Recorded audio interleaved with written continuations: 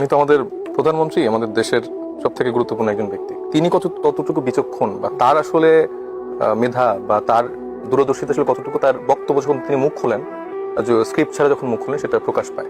প্রথমত তিনি যখন সমালোচনা করলেন যে এনসিপি হচ্ছে যে ঢাকা মহানগর দক্ষিণে একটা প্রোগ্রাম করেছিল, সেখানে আমাদের আহ্বায়ক নাহিদ ইসলাম, তারপর মুখপাত্র আসিফ মাহমুদ সহ আমাদের দলের নেতাকর্মীরা যেটা ছিলেন দক্ষিণে, তারা ছিলেন। তো সেখানে সামনে হেরিকেন রাখা ছিল প্রতিবাদ হিসেবে, পেছনে ফ্যান চলছিল, যেটা জেনারেটর দিয়ে চলছিল।